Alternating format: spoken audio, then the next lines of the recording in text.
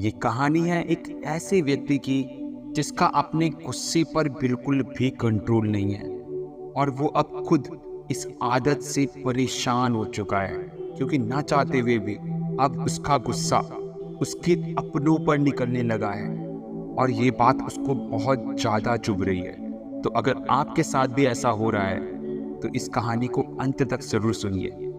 यकीन मानिए, आपका ये जो गुस्सा है, चिड़चिड़ापन है, उस पर आप बहुत जल्दी कंट्रोल कर सकते हैं। तो बिना किसी देरी के कहानी को स्टार्ट करते हैं। किसी गांव में एक प्रसिद्ध संत रहते थे।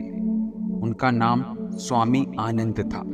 वो अपने ज्ञान और शांति के लिए दूर दूर तक प्रसिद्ध थे। लोग अपनी समस्याओं के समाधान के लिए उनके पास मिलने आते थे और स्वामी आनंद जी शांति पूर्वक उनकी बातें सुनकर उन्हें सही मार्गदर्शन देते थे। एक दिन एक युवक जिसका नाम अर्जुन था स्वामी आनंद जी के पास आया। वो बहुत क्रोधित था, बेचैन था, क्योंकि उसका अपने गुस्से पर कंट्रोल नहीं था।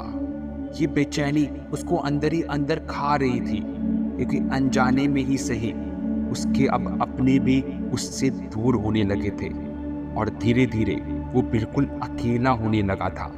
उसने कहा, स्वामी जी, मैं अपने गुस्से पर काबू नहीं कर पाता। कोई भी छोटी बात मुझे गुस्से में ला देती है और फिर मैं दूसरों से लड़ाई कर बैठता हूँ और न जाने कितने ही लोगों को मैंने अपना दुश्मन बना दिया है। कृपया करके मुझे इसका समाधान दीजिए। स्वामी आनंद जी अर्जुन को शांत होकर बैठने का इशारा करते हैं। हाँ, फिर मुस्कुराते हुए कहते हैं, अर्जुन, तुम्हें एक काम करना होगा। एक हफ्ते तक जब भी कोई तुम्हें गुस्सा दिलाने की कोशिश करे ना, तुम कुछ मत बोलना, बस चुप रहना और फिर अगले हफ्ते मेरे पास आना।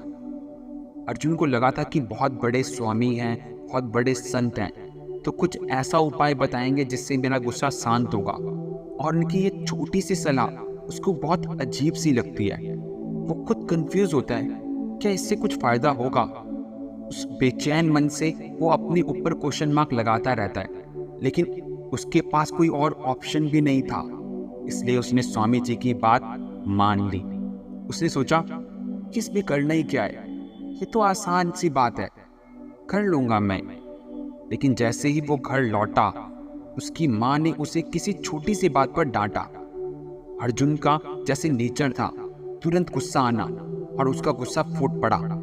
लेकिन तभी उसको स्वामी जी की बात याद आती है और वो चुप हो जाता है। और माँ भी बहुत देर तक कुछ ना कुछ बोलते बोलते शांत हो जाती है, क्योंकि जब उनको ये लगा कि इसका कोई जवाब आ ही नहीं रहा है तो मैं कब तक बोलूँगी, और वो इसीलिए शांत हो जाती है। अर्जुन ने देखा कि चुप रहने से न केवल माँ शांत हो गई, बल्कि घर का माहौल भी शांतिपूर्ण हो गया। और अगले कुछ दिनों तक अर्जुन ने जब भी कोई ऐसी स्थिति देखी जहां उसे गुस्सा आ सकता था, वहां वो चुप रहा। और धीरे धीरे उसको एहसास हुआ कि मौन उसकी ताकत बन रही है। जो लोग पहले उसे उकसाते थे वे अब शांत हो जाते थे, क्योंकि अर्जुन उनकी बातों का कोई जवाब ही नहीं देता था। एक हफ्ते बाद अर्जुन फिर से स्वामी आनंद जी के पास जाता है और उन्हें उत्साह से कहता है, स्वामी जी, अब मैं समझ गया हूँ मौन में कितनी ताकत होती है। मैंने पूरे हफ्ते किसी से भी बहस नहीं की, ना ही किसी को जवाब दिया, और मैंने देखा कि इससे ना केवल मेरी ऊर्जा बची, बल्कि मैं खुद भी शांत महसूस कर रहा हूँ। आपका कोटि कोटि धन्यवाद स्वामी जी, आपका कोटि कोटि धन्यवाद।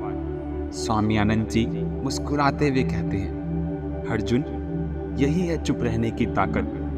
जब हम मौन धारण करते हैं ना, तो हम खुद को समझते हैं, अपने गुस्से पर नियंत्रण करना सीखते हैं। गुस्सा और उकसाने से ना हम सिर्फ और सिर्फ अपनी ऊर्जा नष्ट करते हैं, लेकिन जब हम चुप रहते हैं ना, तो हम अपनी ऊर्जा को संचित करते हैं और दूसरों को यह दिखाते हैं कि हम उनके उकसावे के गुलाम नहीं हैं, क्योंकि सामने वाला यही तो चाहता है कि आप गुस्से में आएं और अपना आपा खोलें। जिसकी वजह से आप अपने लक्ष्य से भटक जाए और कुछ ऐसी गलती कर दें जिससे आप जिंदगी भर पछताते रहें। अर्जुन ने स्वामी जी की बातों को अपने जीवन का मंत्र बना लिया।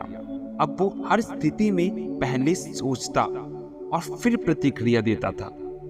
धीरे धीरे उसने देखा कि उसके जीवन में शांति और संतुलन आने लगा था।